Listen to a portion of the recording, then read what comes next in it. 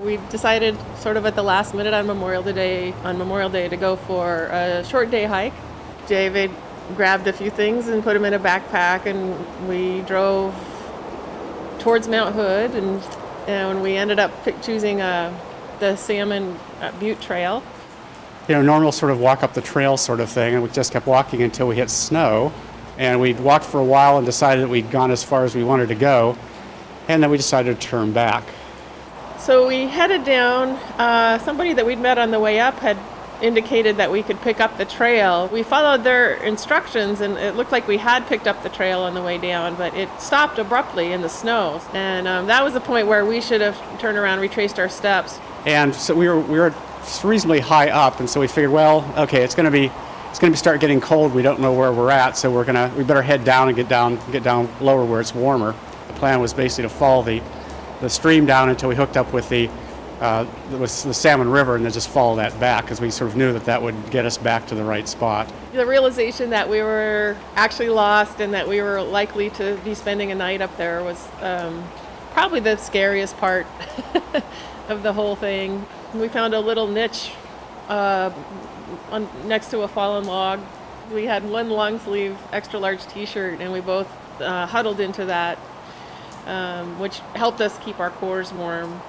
We had water, and again, water ended up not being much of an issue, obviously, because we're following the stream, so that wasn't that per se wasn't a big deal. We got up the next morning and continued down, and it actually was quite beautiful back there. There wasn't a trail in sight, and so we had to keep going over these logs and beating through all these plants that were designed to push the thickets, tear up our legs pretty much. So we saw a hiker on the trail, so that was pretty encouraging to actually see a human. And it was actually Terry Hill who had seen us first, and we were actually at a spot in the river where it was rather wide, and he was up the hill, and really we couldn't make out what each other was saying, but I think he understood that we were a little worried about our welfare. Points down river, points phone like this to her ears, and then points like this to herself. And I go, oh, got it. You want 911. You're lost. So we had our lean-to put together at that point. And so we walked back, we went back to the lean-to and hopped in and got cozy. In the morning we woke up, and we waited for a couple of hours, and then became concerned that maybe Terry hadn't understood, that we hadn't conveyed our message correctly. Yeah. So we started hiking back up the river, because we'd seen a spot the day before where it was relatively calm, and we thought there was a chance we could walk across the river. We were hiking back up to find that spot, and then we saw some other campers on the other side, and the river was narrower and quieter there, so we were actually able to have a conversation. And yeah, these guys were well coordinated, because one guy just sat there and looked at us, made sure we didn't move, and the other guy went back and went back for help. And then help arrived in waves. These are open. And then Barry from the rescue folks. Yeah, AMR swam across the river and brought us some coats and blankets and some water little food and stuff. Some little pocket warmers things. So that was nice. Really, a lot of concern shown. A lot of very courteous, and we were a little bit embarrassed being in that position, and people were really nice about it, and just really appreciated their attitudes and their efforts for us. I have to say that for everybody that was involved, actually.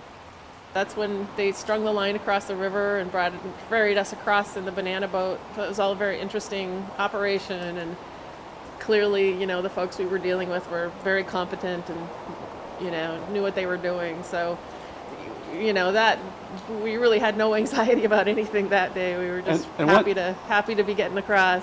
Maybe our biggest concern when we were out there, we were really worried about the dogs.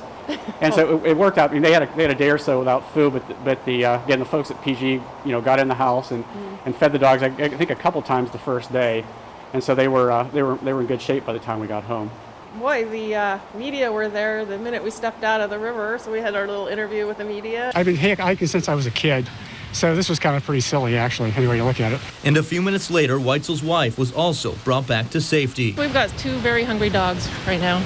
That's what we're worrying about. Typically, I'm almost embarrassed the other way most of the time. Yeah. Usually when I go out on a day hike, I carry a full pack you know, people have their little day packs. Usually I carry a big pack with everything in it. I mean, I couldn't comprehend that we could go out for a day hike and end up spending 2 nights in the woods. So, you know, for us, I mean, for the, you know, a pair of long pants and a sweatshirt would have gone a long way. Yeah, so I guess that maybe the lesson is don't be embarrassed to carry too much when you're out there, because too much works a lot better for you than too little. We would love to thank our rescuers. We were so happy to see them and we're so appreciative. One, you know, of course, of their efforts to get us across and get us to safety, but two, of, you know, their considerateness towards us and their, you know, concern for our comfort and our welfare. And, you know, they're very kind and very professional, and we are very grateful for their work. Yeah, and I just like to say, for people who are going to get lost, the rescue will actually be the best part. That was a lot of fun. So thank you all. Thanks so much. Thanks very much.